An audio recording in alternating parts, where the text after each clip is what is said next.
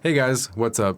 Jeff Lathrop here, and today I want to do a quick color grading breakdown on an interview scene that I recently shot and talk about how we took this image from its Rec. 709 here to this nice, full, well-balanced, pretty natural-looking image without too much complication and using my favorite node tree that I talked about a couple videos ago.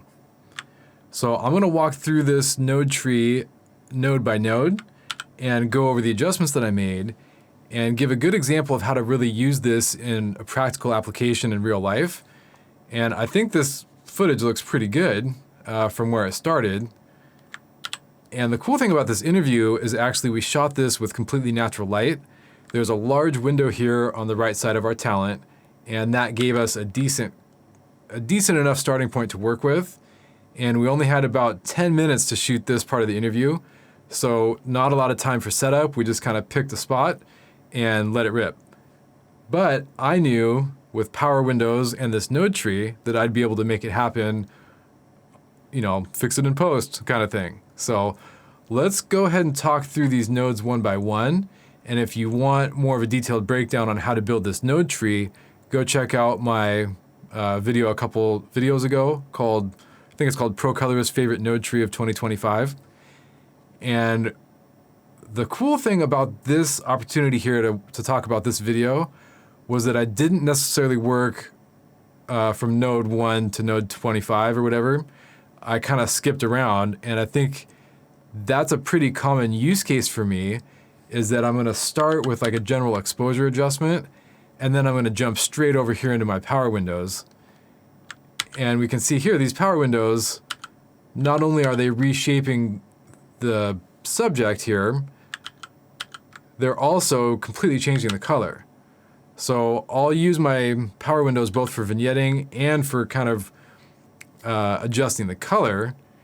And when I was first color grading, I would maybe think I'm just going to use some parallel nodes to change my color, which I did add a little bit of blue into the shadows here with the shadow node.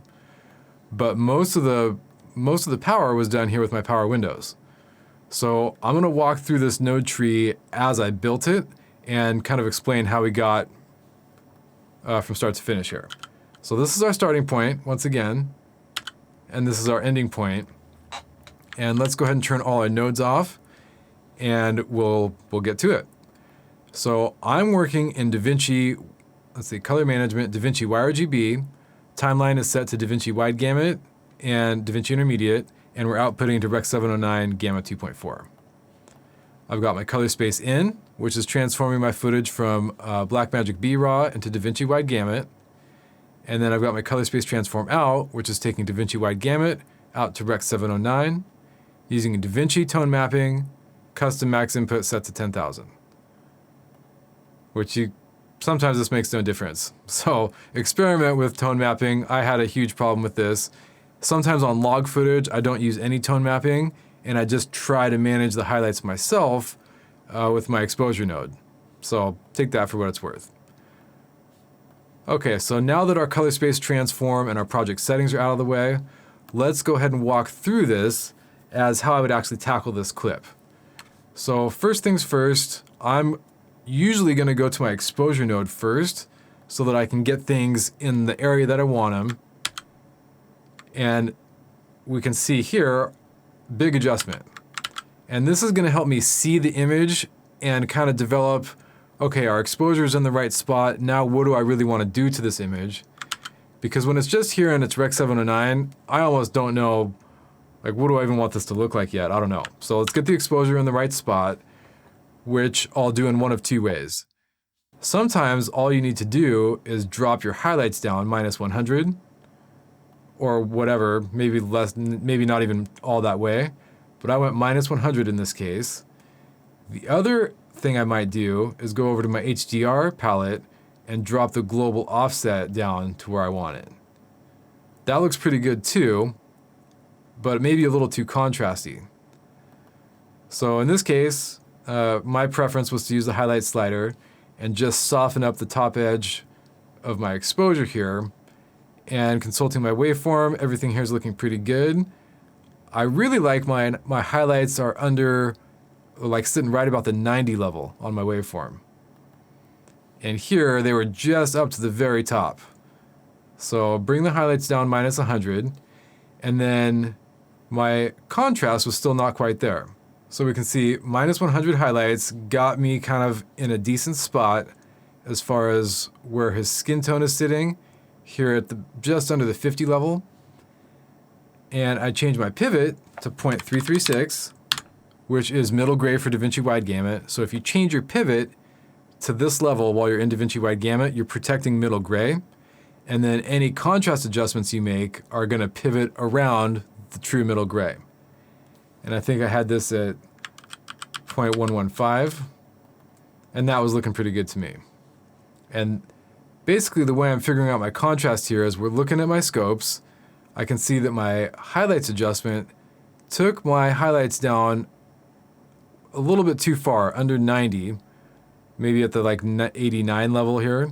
I want these more like 90, 95. But my black levels are looking pretty good. So we're going to be careful here not to get the blacks too crushed. So just start raising the contrast slightly. And right about here, 1.15 was where I ended up with this image. And I have a reference level for my waveform set at 950. And so here I can see my highest highlights are just under 950. So that's working for me so far. Taking our flat image to something that has a little bit more punch and a little bit more saturation as well. And a note about saturation, if you're not seeing saturation levels, try lowering your exposure. A lot of good saturation lives in these lower, or maybe not lower, but more appropriate exposure levels. The right exposure is going to reveal the right saturation. So you see up here, the image is kind of washed out, and down here, it's looking much more full and rich. Okay, so that's my exposure node. My balance node for white balance, I right-click, change my gamma over to linear, and then I use my gain wheel, and I slightly cool this image just barely.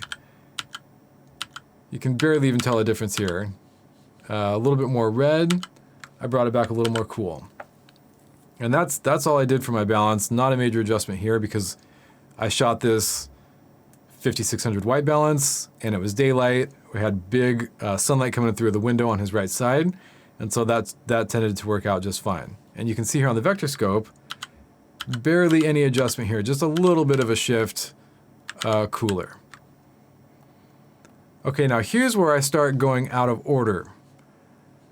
I initially thought, let's cool off the shadows and get his shirt back to more blue, but that kind of threw my image for a loop and wasn't looking too good. So my thought process was, let's jump over to my power windows and start reshaping this image because I know I'm going to want a vignette.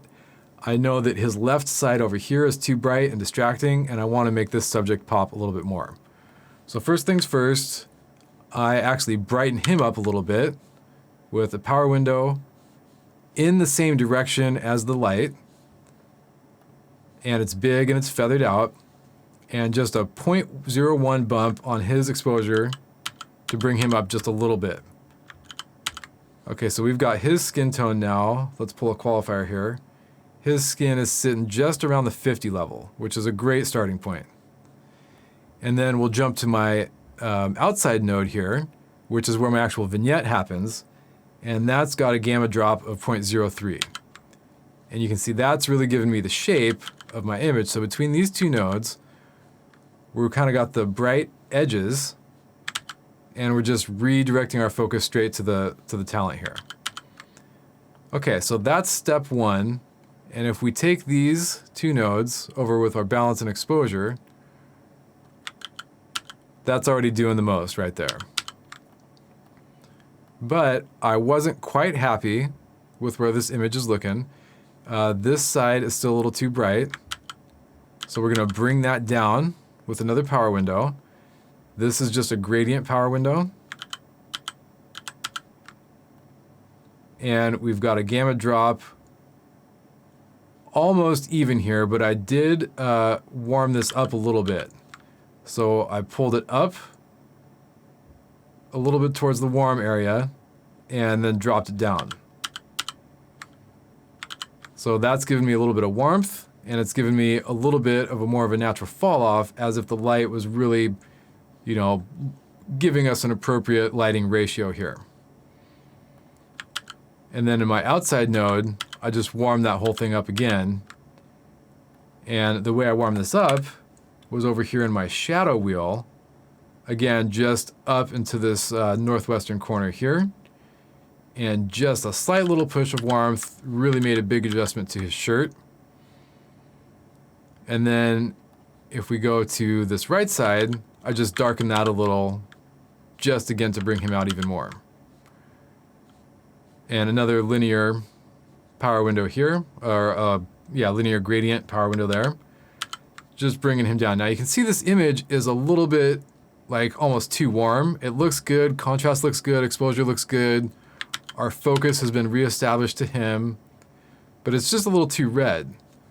So going backwards in my node tree over here to my shadow node, we cooled this one off going down in this direction to the lower right. And that just brought all the coolness back into his shirt. And then that gave us that color contrast between the blue and the red that we're looking for to keep things lined up. Now if I just did the shadow and just cooled my shadows, that whole thing doesn't look quite right. Yuck. But when we add in the rest of the power windows, we can see now we're really starting to get somewhere. And for this image, I didn't use any saturation. I have two saturation nodes right here, HSV, HSL. And I talk about those more in my previous video. But these, not doing anything. And I didn't add this node here. This is an extra punch of contrast. I did not add this node actually until the very end. So if we look at my waveform here, we can see from what we've done so far, although I'm really liking this image, and to my eye it looks okay, according to my waveform here, it's going a little bit too dark, and these blacks might be crushed on certain displays. Now the reason you want to set a reference level on your waveform here, see I've got reference level on the low end set to 40 and on the high end set to 950, is because you can't always trust your eyes, unfortunately, when it comes to grading, even if you have a nice monitor. So, since this was a little bit too crushed here, I enabled a soft clip node just to bring that tail end of my exposure up just a tad. And that's over here in our custom curves, this low soft slider right here. Look at what's happening to my waveform. You can just bring that up right where you need it to help control the low end of your exposure without adjusting your contrast. So soft clip off and on, off, on, off, on. I really can't tell a difference with my eyes, but I can surely see it here in my waveform. Now this was still looking a little bit too dark for me.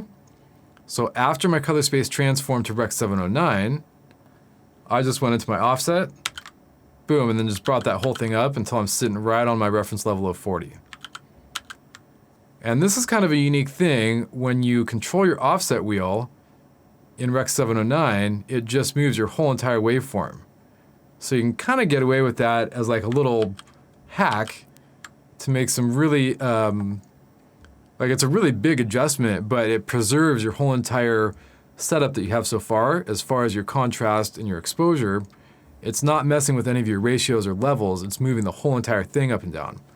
So mostly, I would say if your contrast is looking great, that's when I might come in here and make a luminance adjustment to the overall image by using my offset in Rec. 709, even though I'm making all of my finer adjustments here in Davinci Wide Gamut. All right, so now for the sweet spot, I wanted to use a filmlet creator. And this is just mostly for the subtractive saturation that's built into the filmlet creator, but I could go with or without this. But those reds are just a little distracting.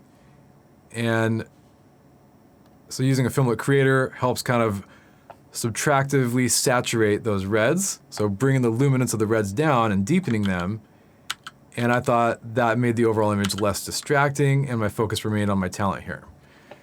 And so you do a custom preset or you can do a clean slate. Anytime you make adjustments to this, it's going to turn to custom. But the important thing here, I like using Rochester. It seems Rochester and Cinematic are my two favorite. Rochester has a little bit better treatment on reds, in my opinion, or at least from what I've noticed lately. But depending on whether you have reds or greens in your image, Rochester versus Cinematic, one or the other, or yellows, just play with it. I'm not always using the same one, although I usually go to Rochester, but sometimes if there's yellow in the image, actually particularly, I might use the Cinematic preset or the Cinematic film look. And then when it comes to your film look blend, if you go all the way up, it robs you of all your color. And so I like to fine tune this to where I am getting a little bit of subtractive saturation in there, but I'm not taking away all of my color.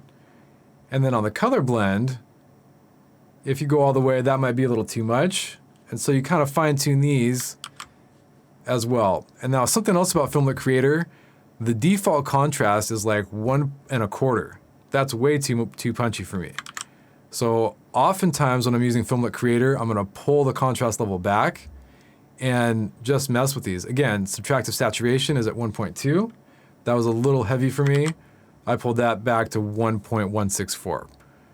So take all these, adjustments and fine tune them. Don't just go with the preset unless you slap the preset look on there and it looks great. But normally contrast adjustment and subtractive saturation adjustment are gonna be needing to come down a little bit. And then again, you can adjust the blend of the actual film look itself and the color blend. I'm not using any split toning, no vignette, no halation, no bloom. I didn't want to go too crazy on this image because it's going for social media and I wanted to keep sort of a natural look for what we're doing. So here is our Film Look Creator on and off. Really small adjustment. Mostly you're seeing it up here in these red balance balls. Or, yeah, exercise balls. Okay, and so this is where I ended up adding this extra curves node here just so that I could get a little punch and a little contrast back. So this is a good example of how I kind of work backwards. We started with our exposure, started first with our exposure node, then I went backwards to my balance node, then I jumped all the way over to my power windows to start shaping the image. Then I jumped back to these parallel nodes to add some color into my shadows. Then soft clip, and then my offset to get everything looking kind of right where I wanted it. And then Film Look Creator was my last portion, just to kind of fine tune a little bit of a specialty look to it.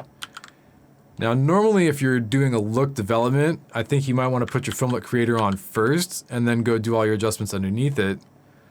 But you can do it either way, really. There's not any rules in color grading.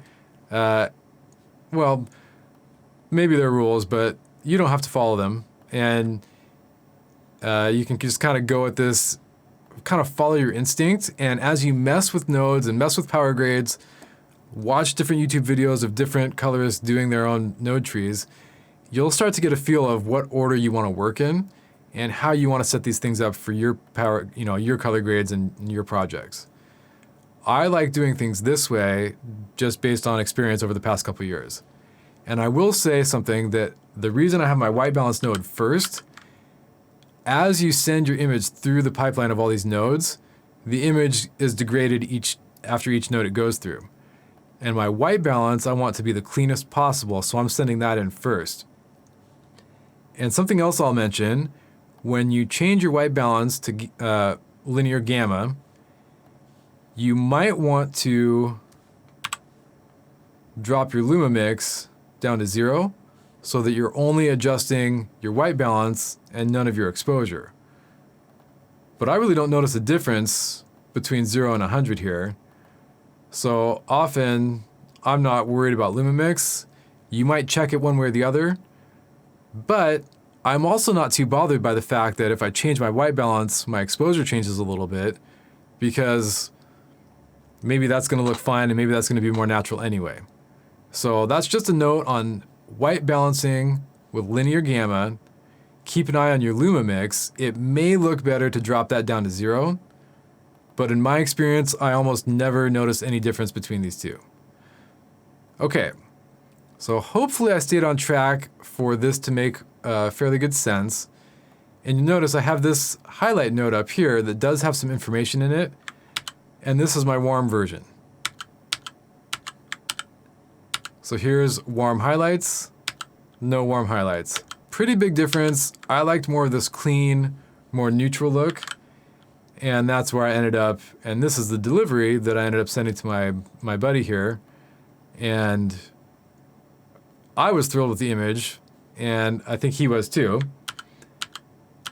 And pretty big adjustment overall, but I think pretty simple, and we'll kind of walk through the recap here. So exposure down to kind of a reasonable level by dropping our highlights.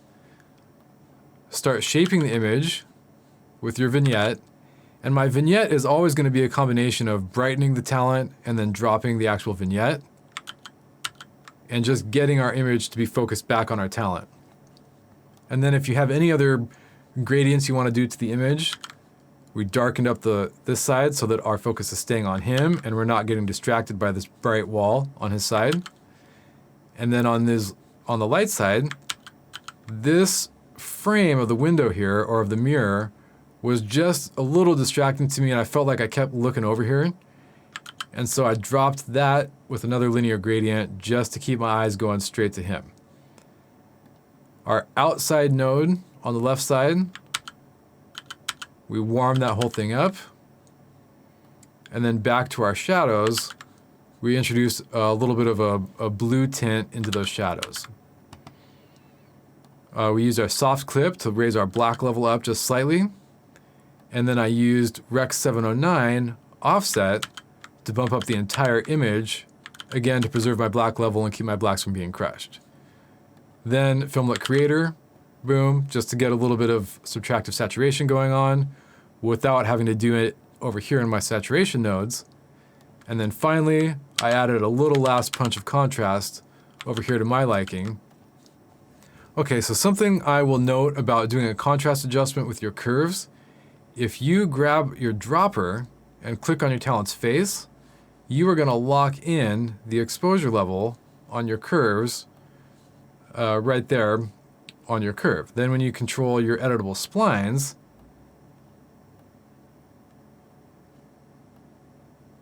you are not adjusting his exposure at all. You're just adjusting the contrast around the points that you've locked in. So if I like the exposure I've got on his face and I don't want that level to move, I'm going to use my dropper to lock in these levels, and then my adjustments on my curves are going to move around that level. So that's kind of a little contrast hack that I have learned. And a lot of the ways I learned this stuff actually is by watching YouTube videos of other colorists doing their thing. So if you feel like I'm repeating stuff you've heard elsewhere, I might be, and we might be watching the same other colorists to learn. So, and that's really brings me to another topic here. There's two ways you can learn how to color grade.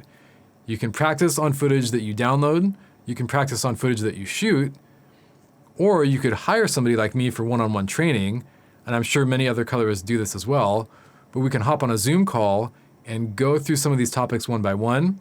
We can talk about whether you would warm your highlights and cool your shadows, or vice versa. Some color theory, order of operations, why certain nodes are in certain places, whether you want to work in Rec. 709 or Davinci Wide Gamut. All those topics and all of these things about how to build a node tree, I learned over trial and error. But if I could teach myself, instead of learning over trial and error in YouTube over the course of 2 years, I could probably teach myself everything that I know in about a week. So if you're thinking about whether to invest in some education for yourself, it might be worth it to look up a colorist and pay them to teach you what they know, but it's stuff you can also learn for free if you're willing to invest the time and the energy into scouring through forums and finding helpful tutorials like this. So, and hopefully this tutorial is helpful. I don't want to have any hubris here in saying that my way is the right way and that you can learn from me, but I just wanted to share the things that are working for me and that I've learned, and I'm really happy with the way that this looks, and just want to put this back out there. And I have had a couple people reach out to me that want mentoring and training, but maybe they don't have the budget. to hire somebody for one-on-one consulting. So that's why I want to keep doing these videos. This is how I learned, and this is my way of kind of returning the favor back to the YouTube community of saying, hey, I learned by watching these videos, and now I'm going to explain my methods that have worked for me, the things that I've picked up in my voice. And yeah, I'm self-conscious and nervous about getting these out. I don't want to make a mistake. I don't want to sound dumb, but I resonate with certain colorists and I don't resonate with others. And I figure the same's got to be true for other people watching. Maybe my way of explaining would be beneficial and maybe not. So I'm just going to put it out there and see what happens. And the beauty of the internet, you can watch my videos or not, and it doesn't hurt anybody. So that's all I have to say about that. And I'm happy to help and answer questions, comments, whatever. And we'll look forward to seeing you in the next video. Take care. Bye.